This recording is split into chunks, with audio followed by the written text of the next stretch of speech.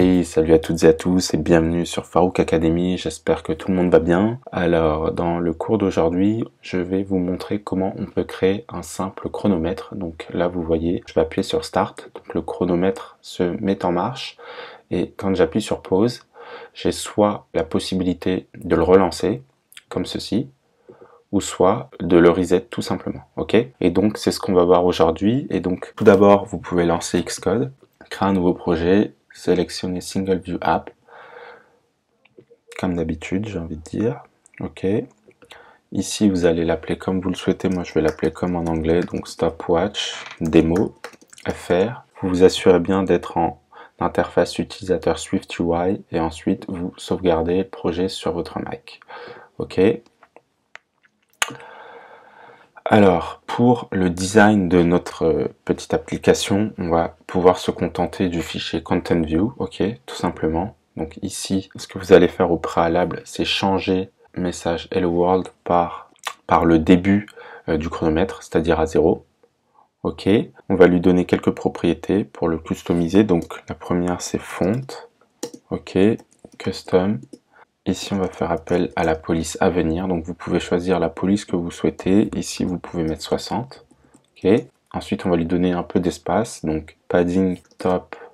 Ici, vous mettez 200.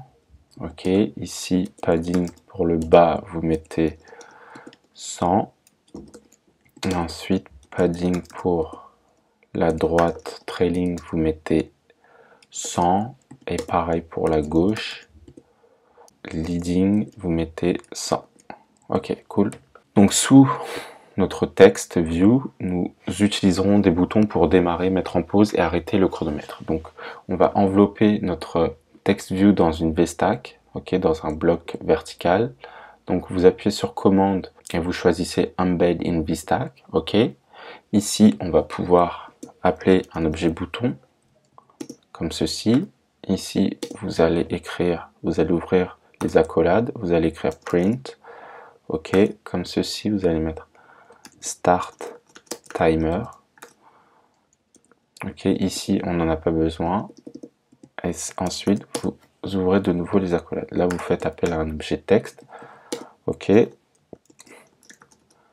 pouvez mettre autre chose, moi je vais laisser comme en anglais start, donc ici vous pouvez écrire foreground color, ça sera black, ok, ensuite padding vertical, ça sera 20.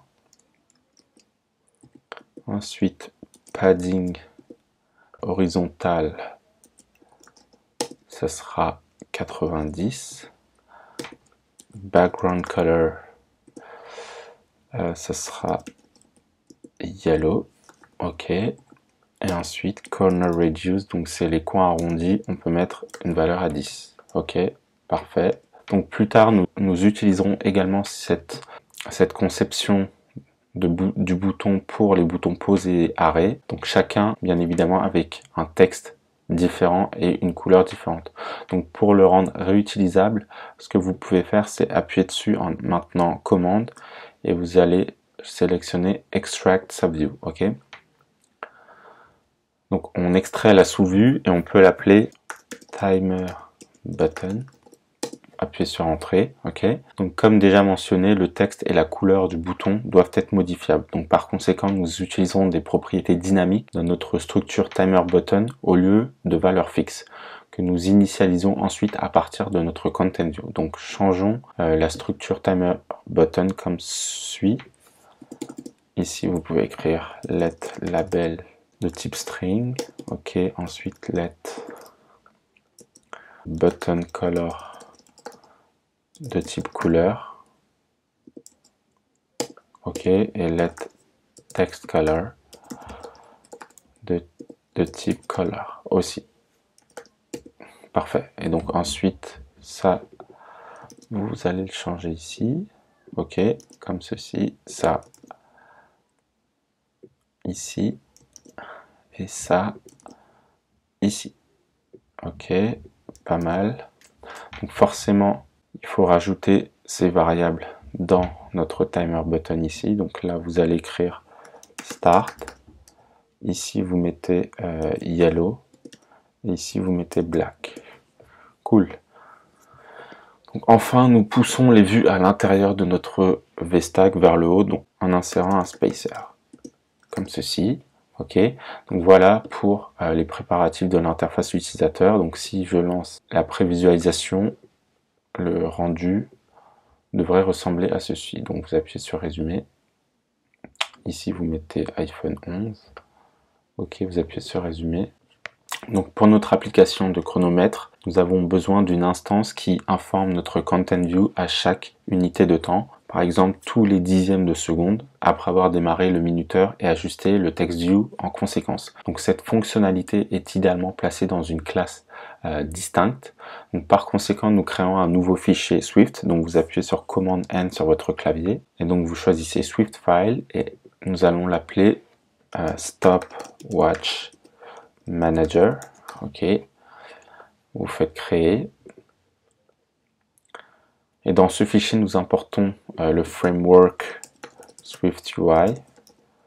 Ok, et nous créons une classe comme ceci, Stopwatch Manager.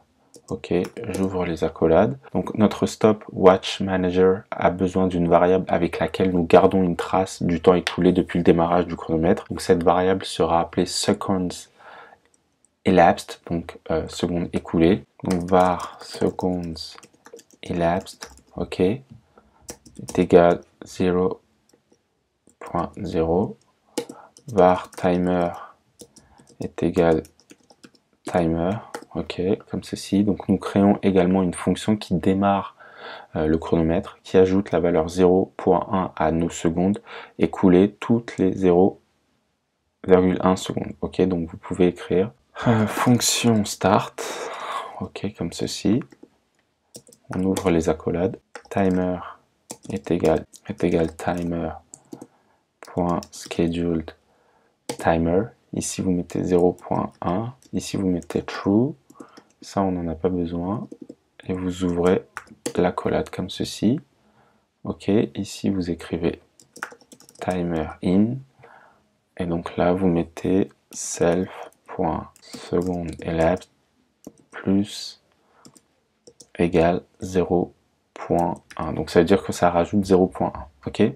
Donc nous pouvons maintenant initialiser le Stopwatch Manager dans notre Content View et accéder à la valeur respective de la propriété Seconds Elapsed pour le text view. Donc ici, nous voulons également déclencher la fonction de démarrage lorsque nous tapons sur le bouton correspondant. Ok. Donc la fonction start. Donc vous pouvez écrire var Stopwatch Manager is equal to Stopwatch Manager. Ok. Ensuite, vous pouvez enlever ça et à la place appeler un string, ouvrir la parenthèse, format, celui-ci. Donc vous mettez modulo.1f. Ici vous écrivez stopwatchmanager.seconds elapsed. Ok. Ici vous allez écrire self.stopwatchmanager.start comme ceci. Parfait. Donc maintenant, lançons l'application dans l'aperçu ici. Et on va appuyer sur le bouton démarrer. Ok. Donc j'appuie sur le live et normalement vous verrez que rien ne se produit, que l'aperçu ne change pas. En effet, bien que le minuteur de notre Stopwatch Manager commence à ajouter 0,1 à la propriété Seconds Elapsed tous les dixièmes de seconde, notre Content View n'est pas informé de ces modifications et n'affiche donc pas les valeurs mises à jour en continu. Ok, donc cependant, nous pouvons facilement implémenter cette fonctionnalité. Pour ce faire, nous utilisons le protocole dit Observable Object. Donc ici, vous écrivez Observable Object, comme ceci. Donc nous voulons que notre Content View observe notre Stopwatch Manager pour écouter les changements qui s'y produisent. Pour ce faire, nous utilisons le wrapper Observed Object devant l'initialisation de la propriété Stopwatch Manager. Donc ici, vous pouvez écrire Observed Object, ok. D'accord, notre Content View est maintenant capable d'écouter et de réagir aux changements dans l'instance Stopwatch Manager, mais comment pouvons-nous informer spécifiquement et dire au Content View de engendrer chaque fois que la valeur attribuée aux seconds elapsed change de propriété? Eh bien, c'est assez simple. Placez simplement publish devant lui, ici.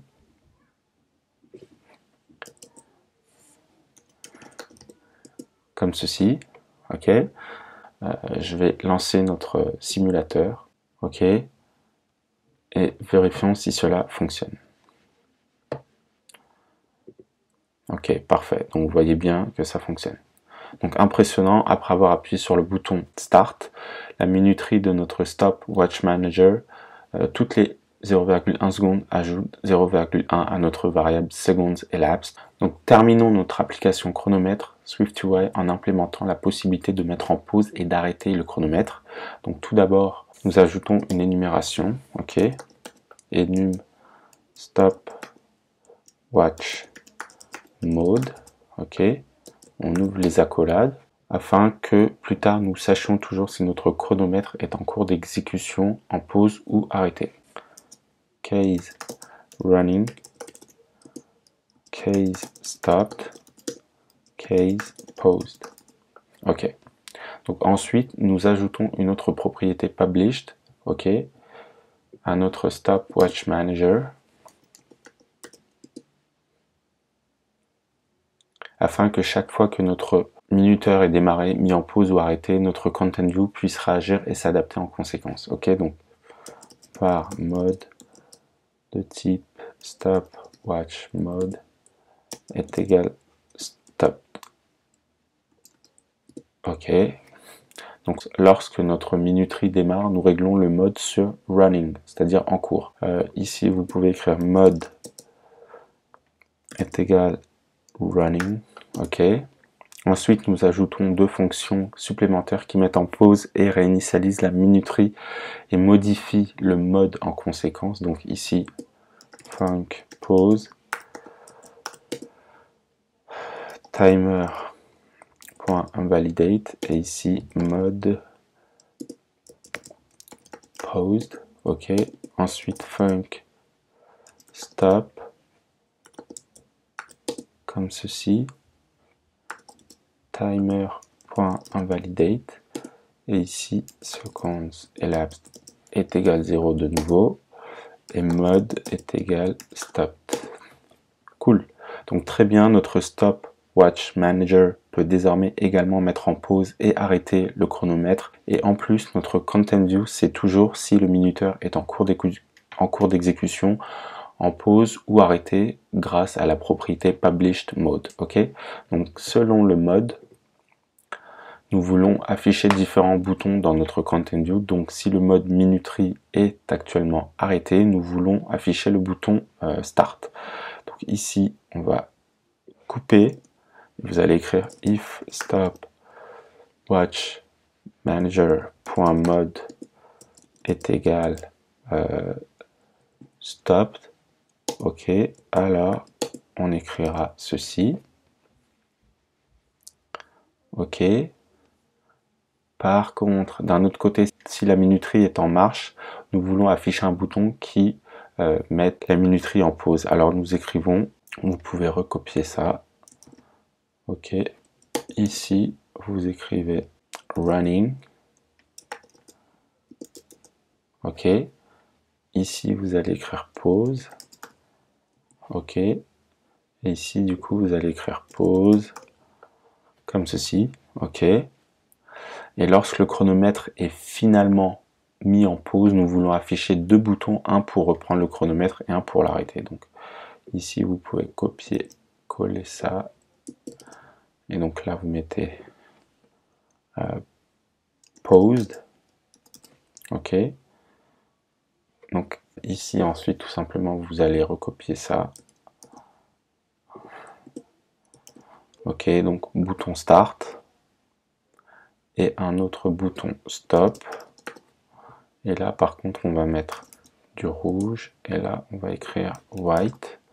Ok. Et là, bien sûr, c'est stop. Ok. On rajoute un petit padding pour les deux boutons. Donc padding top 30. Donc si nous exécutons maintenant notre application, nous pouvons démarrer, mettre en pause et arrêter notre chronomètre. Donc là, je fais Start. Ok, parfait, donc je fais pause. Là, j'ai deux boutons, donc soit je peux recontinuer, soit je peux faire Stop, et ça réinitialise mon chronomètre. Voilà, c'est tout. Nous avons donc aujourd'hui appris à communiquer entre les modèles et les vues dans SwiftUI en utilisant Observable Objects et Published. Ok, et nous avons utilisé ces connaissances pour créer une simple application chronomètre dans SwiftUI. Voilà, j'espère que le cours vous a plu, que vous avez pu apprendre de nouvelles choses. N'hésitez pas à lâcher un pouce bleu et à vous abonner à la chaîne si ce n'est pas encore fait, et à aller jeter un coup d'œil à mon site faroukacademycourses.com pour de nouveaux cours en exclusivité. Voilà les amis, portez-vous bien et je vous dis à la prochaine. Ciao ciao.